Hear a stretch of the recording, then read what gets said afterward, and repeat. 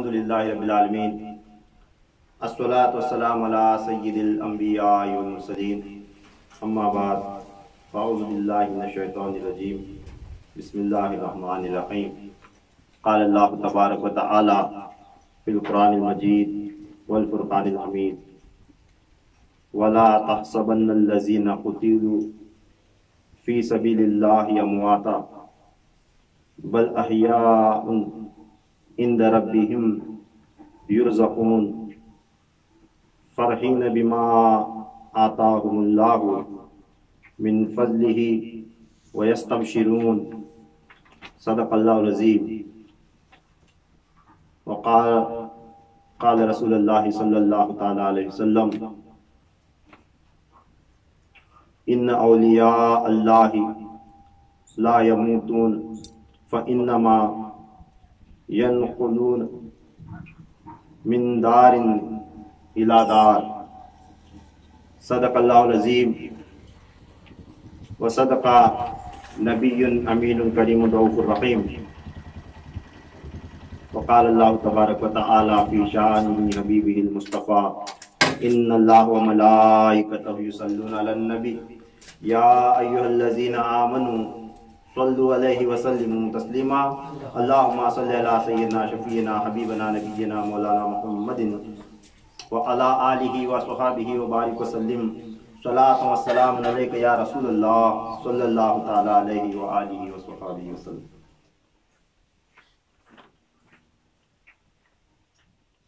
قرآن پاک کی ایک آیت کریمہ چوتھے پارے کی سورہ آل عمران کی آیت نمبر 169 میں نے تلاوت کی ہے اور اس کے علاوہ ایک حدیث شریف تلاوت کی ہے۔ اللہ تبارک و تعالیٰ قرآن پاک کی اس آیت کریمہ میں فرماتا ہے وَلَا تَحْسَبَنَّ الَّذِينَ قُتِلُوا فِي سَبِيلِ اللَّهِ أَمْوَاتًا، اور جو لوگ اللہ کی راہ میں قتل کیے جائیں انہیں ہرگز مردہ خیال بھی نہ کرنا۔ جو لوگ اللہ کی راہ میں شہید ہو جائیں انہیں ہرگز مردہ خیال بھی نہ کرنا۔ بل احیاء عند ربہم یرزقون، بلکہ وہ اپنے رب کے حضور زندہ ہیں، انہیں رزق بھی دیا جاتا ہے، وہ زندہ بھی ہوتے ہیں، انہیں رزق بھی دیا جاتا ہے۔ فرحین، یہ آیت نمبر 169 تھی سورہ آل عمران کی۔ اب آیت نمبر 170 ہے۔ اللہ تعالیٰ فرما رہا ہے فرحین بما آتاہم اللہ من فضلہ ویستبشرون، یعنی وہ حیات جاودانی یعنی جو ہمیشہ کی زندگی اللہ تعالیٰ نے انہیں عطا کی ہے، وہ حیات جاودانی جو اللہ نے اپنے فضل سے انہیں عطا فرما رکھی ہے، وہ اس پر خوش بھی ہوتے رہتے ہیں، وہ اس پر خوش ہوتے رہتے ہیں۔ یعنی اللہ تعالیٰ فرما رہا ہے میرے اولیاء جو میری راہ میں اپنی زندگیاں لٹا دی۔ شہید کا معنی صرف وہ شہید نہیں جو میدان جنگ میں شہید ہو، شہید وہ ہے جو اللہ تعالیٰ کی راہ میں اپنی ساری زندگی لٹا لے، یعنی اپنی پوری زندگی جو بندہ اللہ تعالیٰ کی راہ میں وقف کرتا ہے اس کا مرتبہ بھی اسی راہ پر اگر اس کا انتقال ہوا دین کی خدمت کرتے کرتے تو وہ بھی مرتبہ شہادت پر فائز ہوتا ہے۔ تو ایسے لوگوں کے واسطے یعنی کل اولیاء اللہ اس میں آ جاتے ہیں۔ تو اللہ تعالیٰ فرما رہا ہے ایسے لوگ جو میری راہ میں قتل ہوئے، میری راہ میں شہید ہوئے، میری راہ میں ساری زندگیاں لٹا دی، تو ایسے لوگوں کو ہرگز تم مردہ خیال بھی نہ کرنا۔ ایک جگہ اللہ تعالیٰ نے قرآن فرمایا انہیں مردہ نہ کہو، وہ زندہ ہیں، تمہیں ان کی زندگی کا شعور نہیں ہے۔ یہاں اللہ تعالیٰ کیا فرما رہا ہے؟ انہیں ہرگز مردہ خیال بھی نہیں کرنا، سوچنا بھی نہیں ان کے بارے میں کہ وہ مردہ، سمجھے؟ تو فرما رہا ہے اللہ تعالیٰ بل احیاء عند ربہم یرزقون، وہ زندہ ہیں اور انہیں رزق بھی دیا جاتا ہے۔ جب انہیں رزق دیا جاتا ہے تو کیا ہوتا ہے؟ آیت نمبر 170 فرحین بما آتاہم اللہ من فضلہ ویستبشرون، فرما رہا ہے اللہ تبارک تعالیٰ وہ حیات جاودانی جو اللہ نے انہیں اپنے فضل سے عطا فرما رکھی ہے وہ اس پر خوش ہوتے رہتے ہیں۔ تو اللہ تبارک تعالیٰ جتنی چیزیں قرآن پاک میں بیان فرمائی ہیں یہ حق ہے یا نہیں ہے، یہ ثابت کرنے کے واسطے، یہ یقین بندوں کو دلوانے کے واسطے، اللہ تعالیٰ کو تو ثابت کرنے کی ضرورت نہیں ہے، یہ یقین بندوں کو دلانے کے واسطے اللہ تعالیٰ اس کی ایک ایک نشانی دنیا میں ظاہر فرماتا ہے۔ جب سے آدم علیہ السلام کا نزول ہوا تب سے لے کر اب تک ظاہر فرماتا آیا ہے اور ظاہر فرما رہا ہے، اور اللہ تعالیٰ قیامت تک ایسی نشانیاں ظاہر فرماتا رہے گا۔ تو آج کا جو مضمون ہے اسی آیت کی روشنی میں ہے کہ یہ نشانی اللہ تعالیٰ دنیا میں کس طرح ظاہر فرمائی۔ جیسا کہ ایک جمعہ میں نے بیان کیا تھا حضرت سیدہ کائنات فاطمہ الزہرا سلام اللہ علیہا کی شان میں کہ اللہ تعالیٰ نے قرآن پاک میں جو بندوں کو، جنتیوں کو نعمتیں دینے کا جو وعدہ فرمایا ہے کہ کس طرح انہیں لباس عطا کیے جائیں گے، کس طرح کے لباس دیے پہنائے جائیں گے، اور جنتیوں کو کس طرح کی نعمتوں سے نوازا جائے گا، اور جنتیوں کو کس طرح کے کنگن پہنائے جائیں گے۔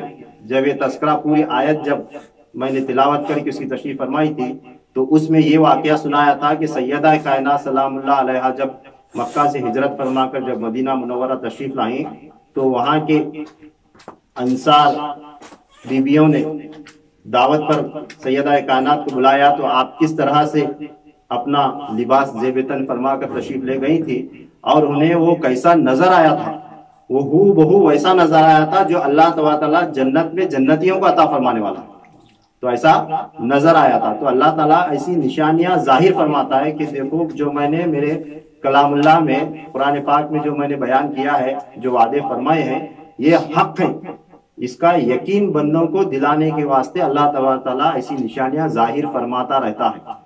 تو اس آیت کے تحت کہ اللہ تعالیٰ نے جو فرمایا اولیاء اللہ کو کبھی مردہ تصور ہی نہ کرو، وہ مرتے ہی نہیں، ختم ہوتے ہی نہیں، وہ ختم ہوتے ہی نہیں، وہ زندہ ہوتے ہیں، مگر ان کی زندگیوں کا ہمیں شعور نہیں ہوتا۔ صرف زندہ نہیں بلکہ یہاں تک کہ اللہ تعالیٰ انہیں رزق بھی عطا فرماتا ہے، یہ تذکرہ اللہ تعالیٰ نے فرمایا۔ تب اسی ضمن میں ایک حدیث بھی میں نے تلاوت کی تھی، آپ صلی اللہ تعالیٰ علیہ وسلم نے فرمایا کہ ان اولیاء اللہ لا یموتون، فرماتے ہیں آقا دو جہاں صلی اللہ علیہ وسلم بے شک اولیاء اللہ مر نہیں جاتے۔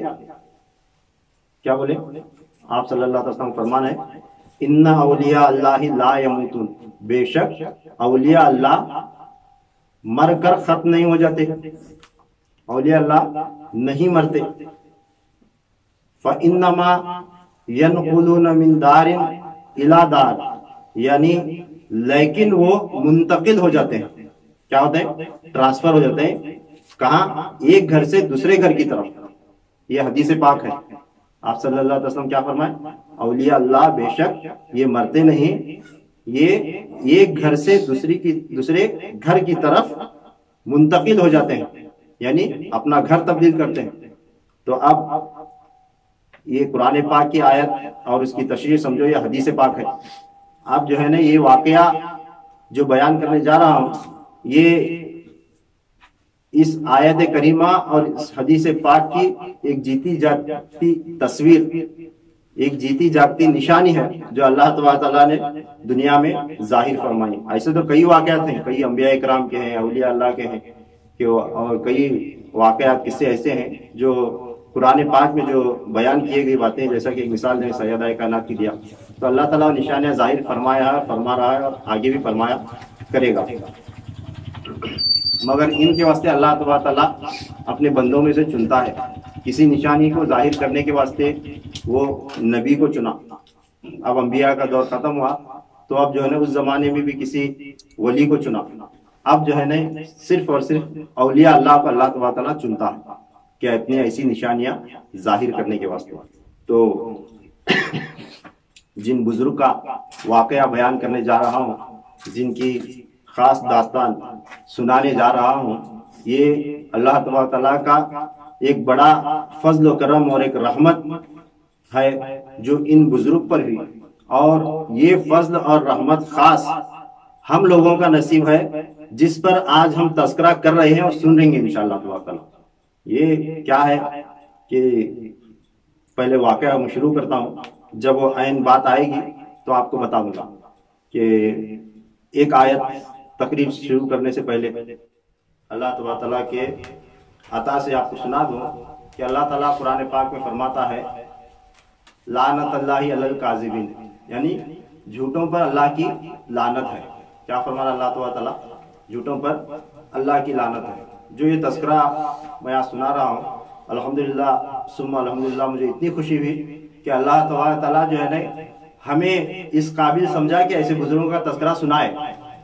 صرف کتابیں پڑھنا بات الگ، کتابیں پڑھ کر رکھنا بات الگ، اس پر عمل کرنا الگ، اور اس سے فیض پانا الگ، اور اللہ تعالیٰ خود اس سے فیض دینا وہ الگ. بزرگان دین اپنی طرف متوجہ کرنا وہ چیز الگ ہے. یعنی اب کتاب پڑھ کے جو ہے نا کون بھی بندہ بول سکتا ہے. میرا ہر بیان جو ہے نا آپ دیکھتے ہیں میرے ہاتھ میں پرچہ رہتا ہے، کوئی بھی بیان تقریر میں بغیر لکھے بغیر کتاب سے کاڑے کرتا نہیں، اور مجھے آتا بھی نہیں. بغیر دیکھے تقریر کرو بولے تو مجھے نہیں آتا. میں جو ہے نا کتابوں سے واقعات صرف پڑھتا ہوں، وہ لکھتا ہوں، اور جتنا اس میں ہے اتنا بیان کرنے کی کوشش کرتا ہوں. مگر اللہ تبارک تعالیٰ کی شان ہے، اللہ تبارک تعالیٰ اس میں سے اپنا فیض کس کو کیسا پہنچانا ہے پہنچاتا ہے. الحمدللہ آج یہ فیض جو تذکرہ میں سننے جا رہے ہیں تو یہ فیض ہمیں کیسے ملا، تو اس کا تذکرہ میں آگے سناتا ہوں. کہ اچانک کوئی بات ہو جاتی ہے، اچانک جو ہے ایک کام وہ ہوتا ہے جو بندہ پلاننگ کے تحت کرتا ہے باقاعدہ، اور ایک کام وہ ہے جو بندہ کرتا ہے مگر بعد میں اسے معلوم ہوتا ہے کہ ارے یہ تو جو ہے نا ایک اللہ تعالیٰ کی مرضی سے کام ہوا ہے. تو یہ جو ہے نا اسے بولتے ہیں ایک فیض. ان بزرگ کا روحانی فیض اور ان سلسلے والوں کا فیض اور اللہ تعالیٰ کا خاص فضل و کرم اسے کہا جاتا ہے. تو ایسا فضل و کرم جو ہے نا آج ہمیں بھی الحمدللہ عطا ہوا. تو میں سمجھتا ہوں کہ آپ لوگوں کو مبارکباد بھی دیتا ہوں، اور آپ لوگوں کو جو ہے نا اس مبارکبادی کا جو ہے نا بطور شکر بھی ادا کرتا ہوں. کیونکہ مبارکباد بھی دیتا ہوں، اس کا شکر بھی ادا کرتا ہوں. کیونکہ جو ہے نا اللہ تعالیٰ جو ہے نا جب کسی بندے کو جو بات اگر پہنچانا چاہتا ہے تو وہ کسی کی زبان بنتا ہے، کسی کا ہاتھ بنتا ہے، جس کے ذریعے جو ہے نا اپنی نعمت بندوں کو جو ہے نا پہنچاتا ہے. تو یہ رزق جو ہے نا میں سمجھتا ہوں آپ کے مقدر کا تھا، اور اللہ تعالیٰ اسے بیان کرنے کے واسطے مجھے چنا. سمجھے؟ تو ایسا بات ہی ایسی پیش آئی. وہ کیا بات پیش آئی تو بتا دوں آگے بیان میں، جب اس نقطے پر آؤں گا تو بتاؤں گا. تقریر تھوڑی لمبی ہوگی، ختم کرنے کی کوشش کروں گا انشاءاللہ تبارک تعالیٰ. اگر نہ ختم ہوئی تو اس کا اگلا حصہ اگلے جمعہ بیان کرنے کی کوشش کریں گے. دیکھیں بزرگ کا نام ہے حضرت خواجہ عبداللہ انصاری رحمۃ اللہ تعالیٰ علیہ. حضرت خواجہ عبداللہ انصاری رحمۃ اللہ تعالیٰ علیہ، ان کی ولادت ہوئی 396 ہجری میں، 396 ہجری، 17 شعبان میں آپ پیدا ہوئے. ان کا نام تھا محمد انصاری.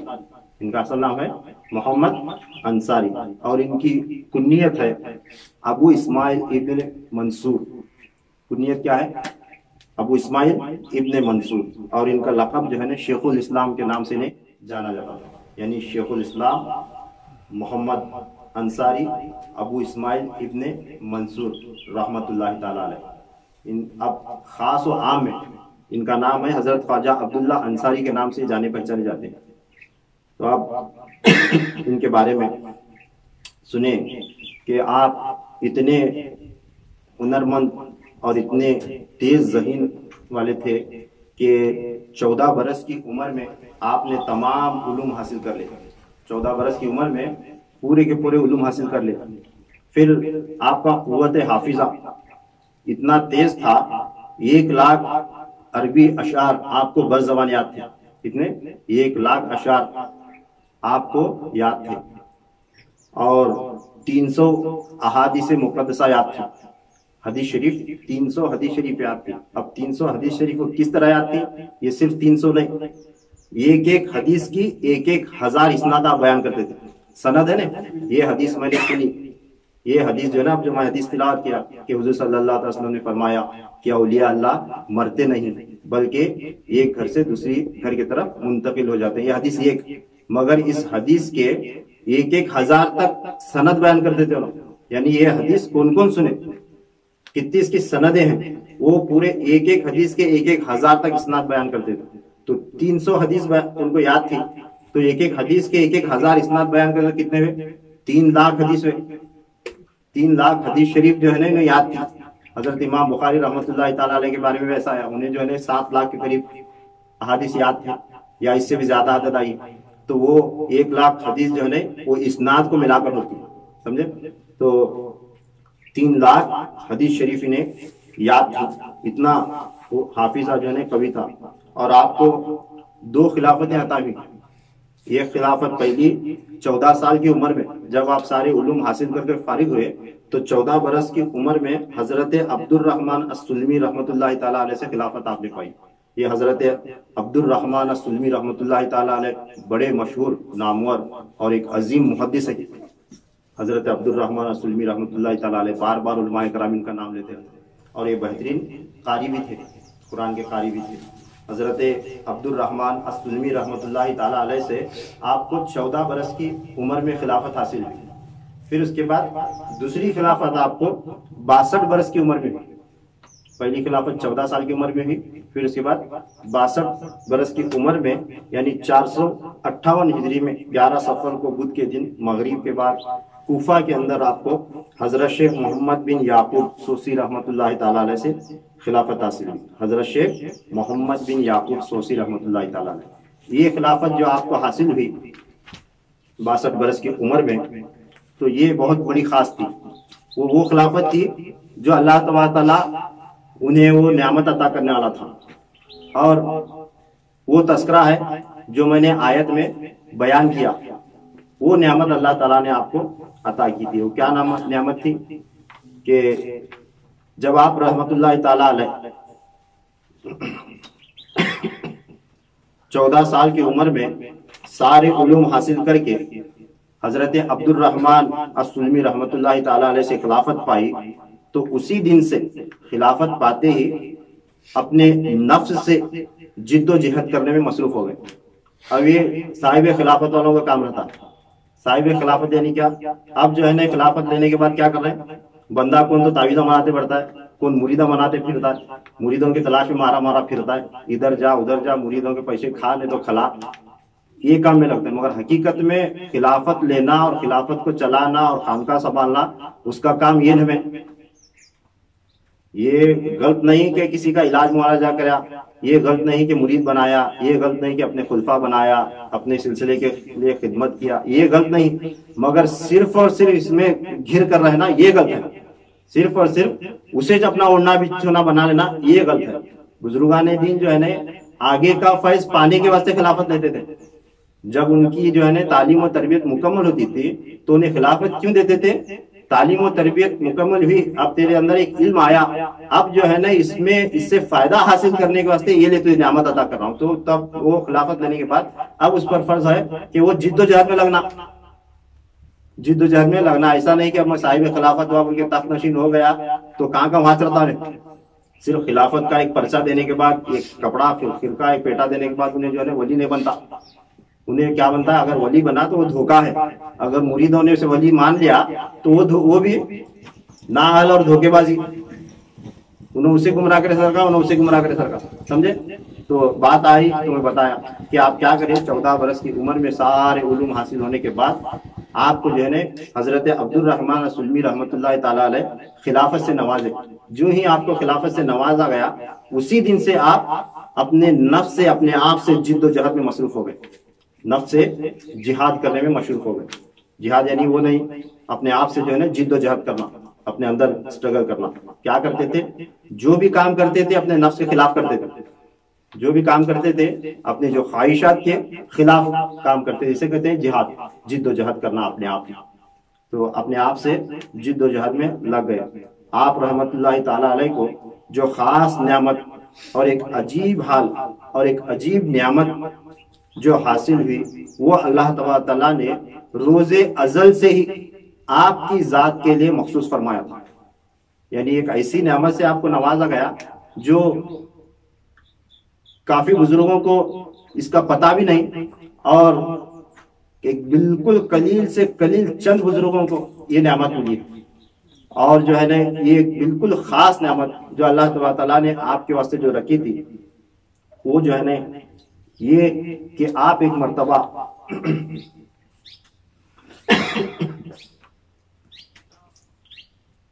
اس عالم ناسوت سے حجاب فرما کر دفن ہو جائیں گے۔ کیا وہ نعمت آپ کو کیا ملنے والی تھی؟ آپ کو جو ہے نا پیغام ملا تھا، اس کا تذکرہ جو ہے نا آگے آ رہا ہے۔ کیا آگے آ رہا ہے کہ آپ رحمت اللہ تعالی علیہ کے خلیفہ، آپ رحمت اللہ تعالی علیہ کے ایک خلیفہ ہیں حضرت خواجہ عبداللہ انصاری رحمت اللہ تعالی علیہ، جن کا میں تذکرہ سنا رہا ہوں۔ ان کے خلیفہ حضرت عبد القدوس بصری قلندر رحمت اللہ تعالی علیہ، یہ قلندر صفت ہے، ان کا نام ہے حضرت عبد القدوس بصری رحمت اللہ تعالی علیہ، تو بصرہ کے رہنے والے تھے عراق میں۔ تو یہ لکھتے ہیں اپنی کتاب میں، کیا بولو کہ 474 ہجری میں 11 محرم کو جمعہ کی نماز کے بعد حضرت خواجہ عبداللہ انصاری رحمت اللہ تعالی علیہ سے میں نے بیعت توبہ حاصل کی۔ حضرت خواجہ عبداللہ انصاری رحمت اللہ تعالی علیہ کے مرید بیان کرنا سن اور خلیفہ، ان کا نام ہے حضرت عبد القدوس بصری رحمت اللہ تعالی علیہ۔ انہوں کیا بول رہے ہیں 474 ہجری میں 474 ہجری میں 11 محرم کو جمعہ کی نماز کے بعد میں نے حضرت خواجہ عبداللہ انصاری رحمت اللہ تعالی علیہ سے بیعت توبہ حاصل کی، اور پھر جب 479 یعنی 479 ہجری میں بیعت خلافت و ارشاد سے مجھ کو ممتاز فرمایا گیا۔ انہوں کیا کرے 474 ہجری میں ان کو مرید بنا لے اور 479 ہجری میں ان کو خلافت سے نوازے۔ تو اس کے بعد میرے مرشد برحق نے مجھ سے فرمایا، انہوں کیا کرے حضرت خواجہ عبداللہ انصاری رحمت اللہ تعالی علیہ خلافت عطا کرنے کے بعد اب اپنے خلیفے حضرت عبد القدوس بصری رحمت اللہ تعالی علیہ کو فرما رہے ہیں، کیا بولو کہ اے عبد القدوس سن، بڑی توجہ سے سنو، خاص تذکرہ ہے، ادھر آنے جانے والے کے اوپر دھیان دینا۔ کیا فرماتے ہیں؟ اے عبد القدوس سن، اس فقیر یعنی عبداللہ انصاری کو، انہوں بول رہے اپنے مرید اور خلیفہ کو، اے عبد القدوس سن، مجھ فقیر کو عالم الارواح میں حضرت رب الارواح شہنشاہ دو عالم حضرت محمد مصطفیٰ صلی اللہ تعالی علیہ وسلم نے یہ خبر دی ہے، آقا دو جہاں صلی اللہ علیہ وسلم کو خبر دے، پیغام دے عالم الارواح سے، کیا کہ اے عبداللہ انصاری، تو نے 14 برس کی عمر سے تیرے پیر عبد الرحمن سلمی کے کہنے پر جو نفس سے جد و جہد کیا اور 457 ہجری تک یعنی 47 برس تک برابر اپنے نفس کے ساتھ جد و جہد میں مصروف رہے۔ کیا کرے انہوں خلافت لینے کے بعد 47 برس تک وہ جد و جہد کرے اپنے اندر، اپنے آپ کو سنوارنے میں، اپنے آپ کو پاک کرنے میں، اپنے نفس کے اپنے خواہشات کے خلاف کام کرنے میں، کیا کرے 47 برس تک محنت کرے۔ آپ صلی اللہ علیہ وسلم پیغام دے رہے ہیں آپ کو، کیا ان کو، جو اے عبداللہ انصاری، جو تو نے اپنے پیر سے اجازتیں وغیرہ لے کر 14 برس کی عمر کے بعد خلافت ملنے کے بعد تو جو 47 برس تک جو اپنے نفس سے جد و جہد کرتا رہا، اس کے صلے میں اللہ تعالیٰ نے تجھ کو مجاہد اکبر اور شہید باطن کا درجہ عطا فرمایا۔ کیا؟ مجاہد اکبر یعنی سب سے بڑھ کر جد و جہد کرنے والا، اپنے آپ میں جد و جہد کرنے والا، اکبر یعنی بڑا، جتنے بھی جد و جہد کرنے والے گزرے اپنے نفس کے ساتھ، اس میں تجھے ایک بڑوں میں شمار کیا جاتا ہے۔ مجاہد اکبر اور شہید باطن یعنی جو ہے نا اپنے باطن کو شہید کرنے والا یا اپنے باطن میں شہید ہونے والا، جو میں بولا نا خطبے کے دوران آیت پڑھوں کہ اللہ تعالیٰ جو فرمایا کہ میری راہ میں جو ہے نا قتل ہونے والوں کو، شہید ہونے والوں کو انہیں مردہ نہ کہو، وہ جو ہے نا صرف تلوار سے شہید ہونے والا نہیں، وہ جو ہے نا اولیاء اللہ ہیں جو اپنی زندگی اللہ کی راہ میں لٹا کر اپنے خواہشات کو مار کر اپنے باطن کو شہید کرتے ہیں، اپنے خواہشات کو مٹا کر کیا کرتے ہیں اپنے باطن کو جو شہید کرتا تھا، اللہ تعالیٰ جو ہے نا انہیں بھی شہید کہا ہے قرآن پاک میں۔ تو سرکار دو عالم صلی اللہ علیہ وسلم پیغام دے کہ تجھے جو ہے نا اپنے نفس سے جد و جہد کرنے کے باعث 47 برس تک جو تُو نے محنت کی، اس کے عوض میں اللہ تبارک تعالیٰ تجھے مجاہد اکبر کا اور شہید باطن کا درجہ عطا فرمایا۔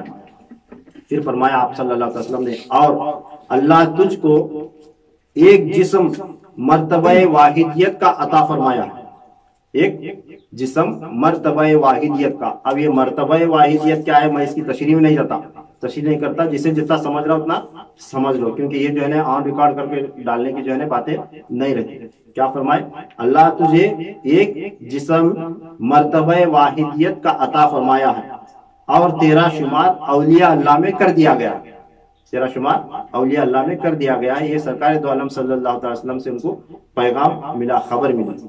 जब खबर मिली तो फिर फरमाया आप सल्लल्लाहु अलैहि वसल्लम ने, अब मर्तबा बातिनी वाहिदियत का वो जिस्म तुझको आज से 1 साल बाद यानी 458 हिजरी में शेख मोहम्मद इब्ने याकूब सोसी से हासिल होगा। इन बुजुर्ग का नाम बताए जो उनको दूसरी खिलाफत दे रहे। होता है ना, पहली खिलाफत जो है ना हजरत शेख अब्दुल रहमान अस-सुलमी रहमतुल्लाहि ताला अलैह से 14 साल की उम्र में आपको अता हुई थी। दूसरी खिलाफत जो 458 हिजरी में 11 सफर को बुध के दिन मगरिब के बाद कूफा में हजरत शेख मोहम्मद बिन याकूब सोसी रहमतुल्लाहि ताला अलैह साहब को जो खिलाफत हुई, इनका नाम आपको आकर खुद हुजूर सल्लल्लाहु अलैहि वसल्लम ने बताया था कि आप जो है ना तुझे 400, आप जो पैगाम दे रहा हूँ 1 साल के बाद 458 हिजरी में इन बुजुर्ग से तुझे वो नियामत, वो जिस्म जो अल्लाह तबारक तआला ने मर्तबा वाहिदियत का जो खास तेरे वास्ते मुतखस फरमाया है वो तुझे अता होगा। फिर जब तू 23 बरस कामिल शगल बरगब साजिश में मशगूल होकर उसका उरूज पाए तो तुझको वजूद जाहिरी मर्तबा वाहिदियत का नसीब होगा। क्या फरमाए, फिर बाद में 23 बरस तक वो नियामत, दूसरी खिलाफत के बाद जो नियामत मिलती, वो नियामत मिलने के बाद 23 बरस तक फिर तो शगल में यानी जिक्र अस्कार में जो है मशगूल होना, मशगूल होकर जो है ना फिर अपना उरूज करना। जब वो उरूज होएगा तो तब उसके बाद वजूद जाहिरी, वो जो मर्तबा वाहिदियत का जो जिस्म मिलने वाला है वो वजूद जाहिरी का नसीब होगा, जाहिर में वजूद में तुझे नसीब होगा। और उसी साल में तुझको मर्ग रस्मी हासिल होगी, यानी रस्मी मौत, रस्म के तौर पर तुझे मौत आने वाली, यानी तू मरने वाला, इंतकाल होने वाला। क्या फरमाए आप सल्लल्लाहु अलैहि वसल्लम, उसी साल तुझे तेरा इंतकाल होगा और दफीना भी हासिल हो जाएगा और तेरा दफन भी होगा। और दफन करने के 15 दिन के बाद तेरी कब्र खुल जाएगी। हुजूर सल्लल्लाहु अलैहि वसल्लम बता रहे हैं क्या उनको, तेरा इंतकाल भी होने वाला और तुझे दफन भी कर दिया जाएगा। दफन करने के बाद 15 दिन के बाद तेरी कब्र खुल जाने वाली और मर्तबा वाहिदियत के वजूद जाहिरी से तू इस आलम में जो दोबारा ज़हूर फरमाएगा। समझ में आ रहा है, नहीं समझ में आ रहा तो फरमा रहे आप सल्लल्लाहु अलैहि वसल्लम, तेरा इंतकाल भी होने वाला, तुझे एक ऐसी नेमत मिलने वाली है, अल्लाह ताला तुझे एक ऐसा जिस्म अता करने वाला है कि वो जिस्म दूसरी खिलाफत के होने के बाद, वो जिस्म तुझे अता होने के बाद मुर्शिद खिलाफत देता है, खिलाफत देने के बाद एक नेमत अता करता है, अता करने के बाद तू 23 बरस तक उस पर मेहनत करना। अब ये बात का भी जो है खुलासा करके आगे बढ़ता हूँ कि अब खिलाफत भी होती, इजाजत भी देता है, फिर खिलाफत भी होती है, इजाजत भी देता है। उनके सिलसिले में जो जिक्र आया, जो नियामत है उसकी इजाजत देता है। खिलाफत लिए भी मिली, इजाजत भी मिली। वो ले को ऐसा एक सर्टिफिकेट रखो, ऐसा फिरने लगा तो क्या कहाँ पहुंच रहा था, समझे नहीं। तो 23 बरस तक भी उसके ऊपर मेहनत करना। ऐसा नहीं हमारे पीर कामिल है कर मैं मुरीद बन को काम मारे मारे फिरते रहा, मैं खिलाफत ले को मारे मारे फिरते गया, मुझे जिक्र दी, मुझे इजाजत दी, मुझे वो दिए वह बराबर, तू कराया क्या ले को, ये बात है। समझे, समझ में आ रहा है क्या फरमाया आप सल्लल्लाहु अलैहि वसल्लम, तुझे दूसरी खिलाफत मिलने के बाद तेरा मुर्शिद जो तेरे जिस्म को जो है ना पाकीज़ा बनाने के वास्ते, वो मर्तबा वाहिदियत का जिस्म तेरा बनने के वास्ते तुझे एक जिक्र देता है खास। वो जिक्र ले क्या करना, तू 23 बरस मेहनत करना उसके ऊपर। 23 बरस मेहनत करने के बाद तेरा जिस्म ऐसा बनता है, उसे मर्तबा वाहिदियत का फैज उसमें आ जाता है। आ जाने के बाद तेरा इंतकाल होता है। इंतकाल होने के बाद तुझे दफन किया जाएगा। तुझे दफन करने के बाद 15 दिन के बाद तेरी कब्र खुद ब खुद खुल जाएगी। समझ में आया? तो तब तू उस जिस्म के साथ इस आलम ज़हूर में जाहिर हो जाएगा। क्या फरमाए? 15 दिन के बाद तेरे इंतकाल के बाद तेरे दफन भी करता है। दफन करने के बाद कब्र में 15 दिन तेरे गुजरता है। गुजरने के बाद कब्र तेरी खुद बहुत खुलती, फिर वो जो जिस्म मुर्शिद के जरिए अता हुआ था, वो जो फैज जो अता हुआ था, वो जिस्म के साथ तू इस दुनिया में दोबारा बाहर आता है, दोबारा निकल आता अपने कब्र से, और कब्र में खाली कफन रह जाएगा। क्या फरमाए? समझ में आ रहा नहीं? सिर्फ कब्र में कफन बाकी रहने वाला। تیری قبر 15 دن کے بعد، دفن ہونے کے 15 دن کے بعد جو ہے نا باہر جو ہے نا تو اپنے جسم کے ساتھ دوسرے جسم کے ساتھ نکل کر آنے والا۔ تو دیکھو اللہ تبارک تعالیٰ اولیاء اللہ کو کیسے کیسے فیوزات سے، برکات سے، کیسے کیسے عجیب عجیب کرامات سے نوازا ہے۔ اب یہ کہنا اولیاء اللہ جو ہے نا معاذ اللہ مر گئے، مٹی میں مل گئے، ایک بار دفن ہوا تو ختم، وہاں کیا بھی رہتا نہیں، یہ کہنا جو ہے نا یہ جہالت ہے، یہ نادانی ہے اور بے علمی ہے، اور یہ سب کچھ ہے پھر بھی کہہ رہا ہے تو بندہ یہ اس کا بغض ہے، اولیاء اللہ سے جو ہے نا بغض ہے۔ یہ سب جان کر بھی اب کوئی عالم بیان کرنے والا پڑھا لکھا انہیں جاہل تو نہیں رہتا، سب معلوم رہتا ان کو، ہر چیز معلوم رہتی، مگر جا کر انہیں جو ہے نا ایسا اللہ اللہ نہیں بولنے والے، کسی بھی کان میں بولنے والے بھائی واہ وہ سب برابر ہے، باہر بولے سر کے بات نہیں تو بھی سامنے والے کا عقیدہ سچا ثابت ہوتا ہے، سمجھے نا، اس واسطے چھپاتے ہیں۔ عالمہ جو ہے نا چھپانے کا مقصد یہ، کیونکہ جو ہے نا اب میں اولیاء اللہ کی شان بیان کر دیا تو سامنے والے جو اولیاء اللہ کے اوپر اپنی جانیں فدا کر رہے ہیں ان کو معلوم ہو جاتا ہے کہ پھر انہوں حق کو ہے تو انہوں اولیاء اللہ پر جانیں فدا کرنے والے حق کو ہے تو کیا کرنے کا، یہ بیان کرنے کا نہیں۔ جیسے بنی اسرائیل کے علماء یہودیاں عیسائیاں جو چھپایا کرتے تھے نا انجیل کی، زبور کی، توریت کی باتیں، ایسا چھپانے کا، قرآن کے اندر جو تذکرے آئی اسے چھپانے کا، وہ بیان کرنے کا نہیں۔ تو یہ جو ہے نا اولیاء اللہ کا ایک بغض، سمجھے نا۔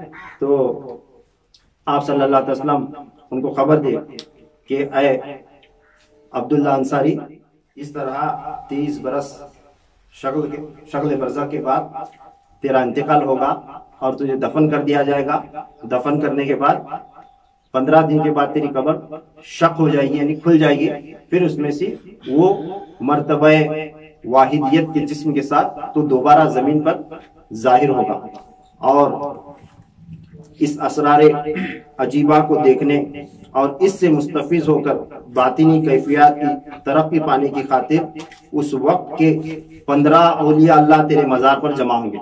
یہ بھی بتا کیا یہ جو ہے نا چوری چھپے نہیں ہونے والا، جب تو قبر سے نکلتا ہے تو کیسا نکلتا ہے، اور اللہ تعالیٰ تجھے دوبارہ جسم جو ہے نا نیا عطا کر کے کیسا باہر لایا قبر کے اندر سے، یہ دیکھنے کے واسطے 15 اولیاء اللہ اس زمانے کے تیرے قبر پر حاضر ہوں گے۔ اس کے بعد تجھ پر یہ لازم ہے کہ اپنے حصول دولت عرفان کی باقی ماندہ ترقی پائے۔ پھر فرمایا آپ صلی اللہ علیہ وسلم جب تو دوبارہ جسم کے ساتھ جب باہر آتا ہے تو پھر جو ہے نا تو ذکر اذکار میں، محنت میں، مشقت میں، مجاہدے میں، جد و جہد میں گزارنا، تاکہ جو بھی نعمتیں آگے عرفانی دولت باقی ہے اس کو پانے کے واسطے، اور دیگر بندگان خدا کو بھی تعلیم و ہدایت سے نوازنا۔ یہ ہدایت کرے کیا، آنے کے بعد، قبر سے باہر آنے کے بعد پھر تو ذکر اذکار میں، محنت مشقت میں لگنا، اور دوسرے بندوں کو بھی جو ہے نا فیض پہنچانا۔ اب حضرت خواجہ عبداللہ انصاری رحمۃ اللہ تعالیٰ علیہ کے مرید اور خلیفہ عبد القدس بصری رحمۃ اللہ تعالیٰ لکھتے ہیں، میں اس مصدع سروری صلی اللہ علیہ وسلم کو سن کر جو میرے شیخ نے مجھے سنایا تھا میں نہایت خوش ہوا۔ انہوں بول رہے ہیں کہ آپ صلی اللہ علیہ وسلم جو خوشخبری میرے شیخ کو دیے تھے، جو مصدع سنائے تھے، وہ سن کر میں بہت خوش ہوا۔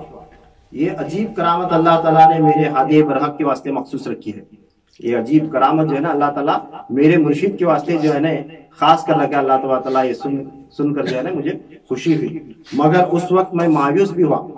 تو کیا ہو رہا ہے، حضرت عبد القدس بصری رحمۃ اللہ علیہ فرما رہے ہیں یہ سن کر جو ہے نا مجھے خوشی بھی ہوئی اور میں مایوس بھی ہوا۔ کیوں مایوس ہوا؟ کیونکہ اس وقت ابھی میری تعلیم کیفیت باطنی پوری نہیں ہوئی تھی، میں جو ہے نا اپنے مرشد کے پاس جو ہے نا تعلیم حاصل کر رہا تھا، تربیت حاصل کر رہا تھا، ابھی میری باطنی تعلیم جو ہے نا روحانی تعلیم ابھی مکمل نہیں ہوئی تھی۔ یہ جو ہے نا میں اس پر مایوس ہوا، میں اپنی کم نصیبی اور محرومی پر مایوس ہوا کہ میرا جو ہے نا میرے نصیب میں میرے شیخ کے پاس تعلیم لینا یہ میرے نصیب میں نہیں کہہ کی، ایسا سوچ کے جو ہے نا میں مایوس ہوا، اور اپنا شک دور کرنے کی خاطر مرشد برحق کی بارگاہ میں عرض کیا۔ تب انہوں کیا کرے، پھر اپنا شک دور کرنے کے واسطے، مایوس ہونے کے بعد اپنا شک جو بھی آیا دل میں خیال آیا اسے دور کرنے کے واسطے اپنے مرشد سے پوچھے، اے میرے ہادی برحق، کیا یہ آپ کا غلام معرفت الہی سے محروم رہے گا؟ آپ جو ہے نا اللہ تعالیٰ کی معرفت حاصل کرنے کے واسطے مرید بنے تھے، اللہ تعالیٰ کی معرفت حاصل کرنے کے واسطے خلافت لے تھے، اللہ تعالیٰ کی معرفت حاصل کرنے کے واسطے تربیت لے رہے تھے اپنے مرشد کے پاس۔ جب یہ سنے ان کا انتقال ہوتا ہے تو تب جو ہے نا ان کو مایوسی لائق ہوئی اور پوچھے کہ میں جو ہے نا اللہ تعالیٰ کی معرفت حاصل کرنے سے محروم رہوں گا۔ تو یہ پیری مریدی کا مقصد، ہے نا, میں بار بار اس کے پہلے بھی بیانات میں بیان کروں, مرید بننے کے بعد میری دنیا ہونا, میرا کاروبار ہونا, میرا دکان ہونا, مجھے اچھی بیوی ملنا, مجھے یہ ملنا, مجھے وہ ملنا, اس واسطے مرید نہیں بنتے. یا ہمارے پیرا مجھے تعویذ بنا کے دینا, میرا علاج کرنا, میری بیوی کا علاج کرنا, اس کے واسطے مرید نہیں بنتے. اور جو ہے نا مرید بن, یا تو میرے پیرا کہتے مریدہ ہیں, اس کے بعد انہوں مجھے خلافت دینا, مجھے اپنا جانشین بنانا, ان کے بعد میں گدی پہ بیٹھنا, یہ اس سے بھی مرید نہیں بنتے. یہ واسطے بھی خلافت نہیں لیتے. صرف اور صرف مقصد ہوتا ہے اللہ تعالیٰ کی معرفت حاصل کرنا. پیری مریدی کہیں گئے, اللہ کون ہے, کہاں ہے, کیسا ہے, یہ جاننے پہچانے, اس کی معرفت حاصل کرنے کے واسطے پیری مرید ہے. اس کے سوا جو ہے نا, اس کے علاوہ دوسرا مقصد ہے ہی نہیں.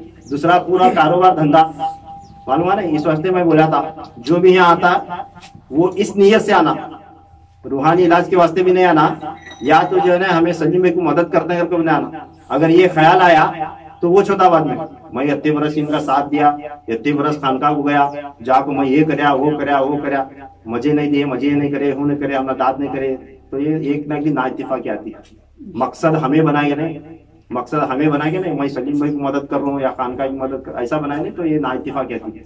ہماری نیت اور مقصد کیا بنانا, میں جو ہے نا خانقاہ اس واسطے جاتا ہوں کہ اللہ تعالیٰ کی کچھ نہ کچھ معرفت مجھے بھی حاصل ہوئے, اللہ تعالیٰ کی معرفت کچھ نہ کچھ مجھے بھی حاصل ہوئے. اس واسطے میں خدمت کر رہا ہوں غوث پاک کی, ہماری نہیں. یہ خانقاہ میں آپ کو خدمت کر رہا ہوں, غوث پاک کی خدمت کر رہا ہوں, اللہ تعالیٰ کے دین کی, یہ نیت لے کر آنا, سمجھے. تو خیر اللہ تعالیٰ ہمیں توفیق نصیب عطا فرمائے. جب وہ مرید مایوس ہو کر یہ پوچھے, حضرت عبد القدس بصری رحمۃ اللہ تعالیٰ علیہ اپنے شیخ کو پوچھنے کے بعد انہوں فرماتے ہیں کہ حضرت خواجہ عبداللہ انصاری رحمۃ اللہ تعالیٰ فرماتے ہیں بیٹا ایسا بالکل نہیں, تجھے میں ہی تعلیم دوں گا. کیا فرماتے ہیں, تجھے تعلیم میں دینے والا, مگر اس حیات میں نہیں بلکہ حیات انقلاب قضائی برزخ کی بات. تجھے جو ہے نا تعلیم میں دینے والا, میرا انتقال بھی ہونے والا, یہ صحیح ہے. میں جو ہے نا انتقال ہو کر جب دوبارہ زندہ ہو کر واپس آتا ہوں تب جو ہے نا تجھے تعلیم دیتا ہوں. بولے کیا تجھے تعلیم جو ہے نا تیری میرے پاس ہونے والی, مگر میں انتقال ہو کر جب دوبارہ دنیا میں آتا ہوں تب جو ہے نا تجھے میں تعلیم دیتا ہوں. یہ بیان فرمانے کے بعد فرماتا ہے اور میرا سلسلہ تیرے سے ہی جاری ہوگا.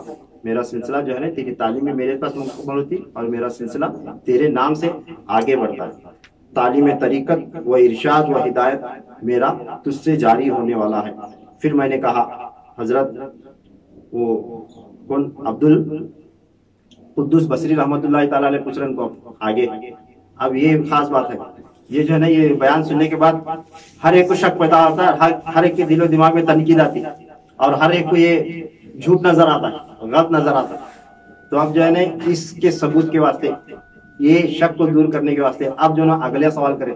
کیا سوال کرے, حضرت اللہ تعالیٰ تو فرماتا ہے کہ میں آدمی کو مار کر قیامت کے روز ہی ان کو قبروں سے اٹھاؤں گا. اللہ تعالیٰ کا فرمان ہے قرآن پاک میں کہ اللہ تعالیٰ جو نے فرمایا کہ میں انسان کو مارنے کے بعد انہیں بروز محشر ہی قبروں میں سے اٹھاؤں گا.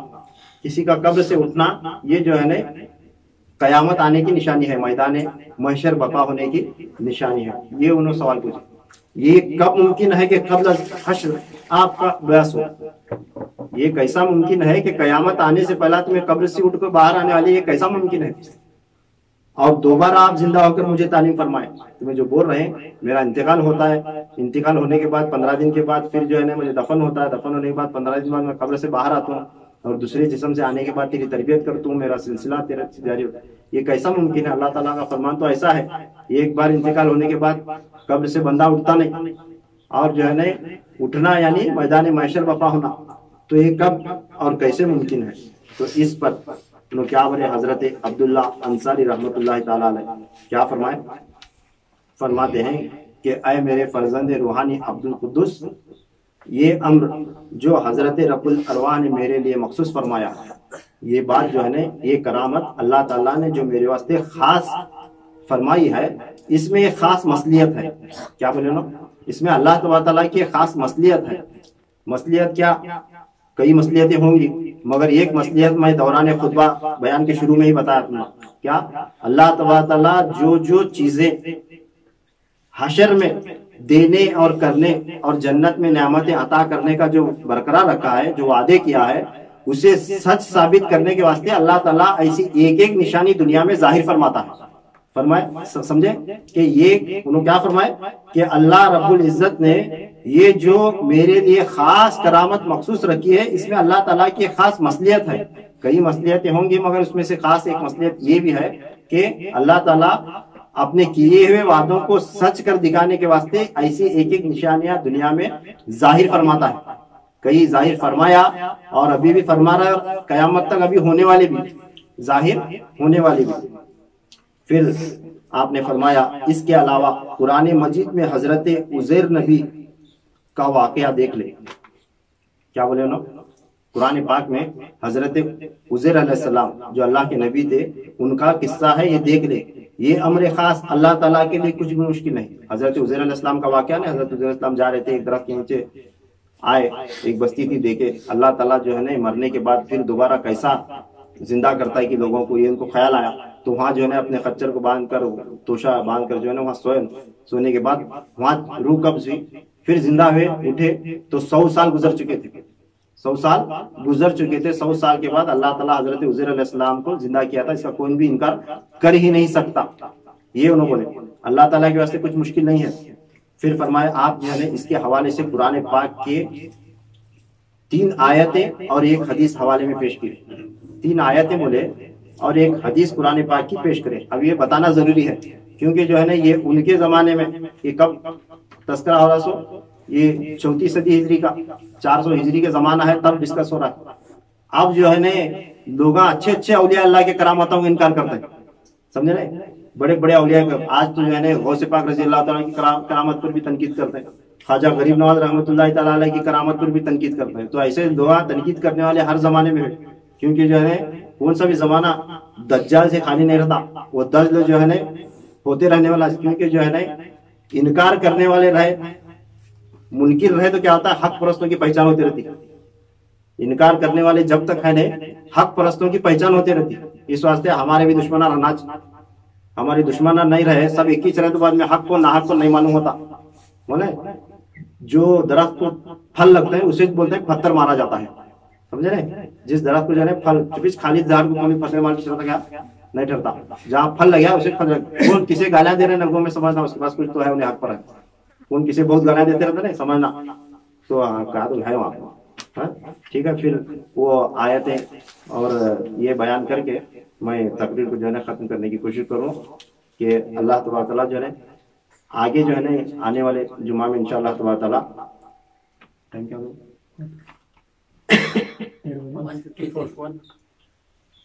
تو 4 آیتیں انہوں نے کیا بیان کی.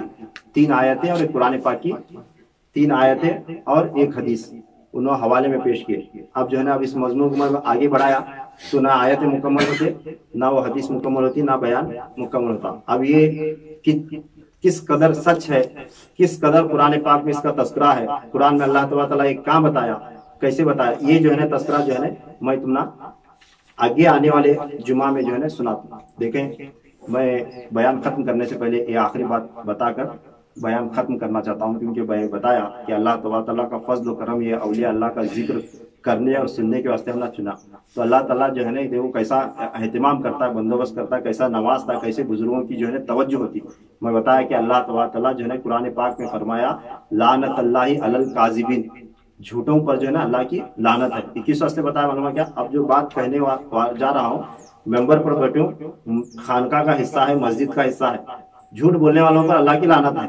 سمجھے نا، یہ جو بتا رہا ہوں سچ بتا رہا ہوں کہ یہ تذکرہ میں بیان کرنے کا آج میرا بالکل ارادہ نہیں تھا کہ میں پچھلے ہفتے میں یا ادھر کے ہفتے میں جب ایم کے گیا تھا نا، جو خانقاہ میں مشائخوں کی میٹنگ ہوئی، جو بات چیت ہوئی، تو وہاں بات چیت کرانے کے بعد میں جو ہے نا نفس اور روحانیت کے بارے میں جو ہے نا تھوڑا پڑھ رہا تھا کہ کیا بولنا ہے.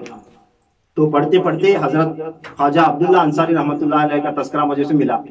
ملنے کے بعد جو ہے نا یہ تذکرہ مجھے اتنا اچھا لگا کہ میں سوچا کہ ہمارے سب خانقاہ والوں کو جو ہے نا ہم سے جڑے ہوئے لوگوں کو سنائیں گے اولیاء اللہ کا جو ہے نا مرتبہ کیا ہے، اور جو ہے نا اولیاء اللہ کے عشق میں جو ہے نا ہمارے سب ساتھیاں مضبوط ہوتے ہیں.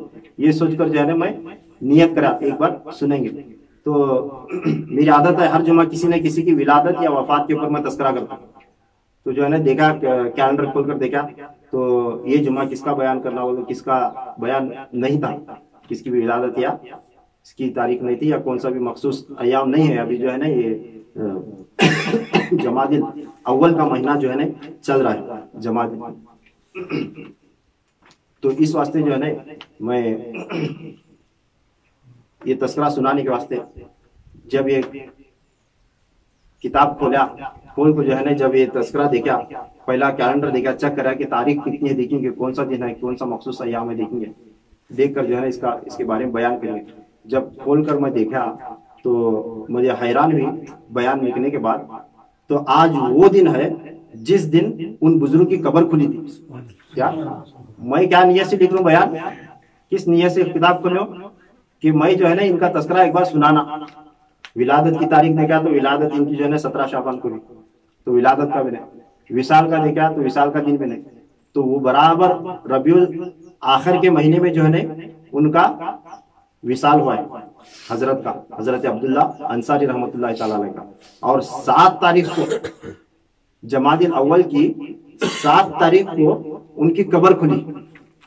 تو میں بیان لکھنے کے بعد مجھے ایسا حیرانی ہوئی, میرے آنکھوں میں پانی جاری ہوا کہ بزرگاں جو ہے نا کیسا اپنی طرف کھینچتے ہیں اور کیسا اپنا تذکرہ خود وہ کرا لیتے ہیں. بہت سمجھے نا. اب ایک پڑھ کو جو ہے نا باقاعدہ لکھ کو جو ہے نا ایک پلان کے تحت کرنا بات الگ.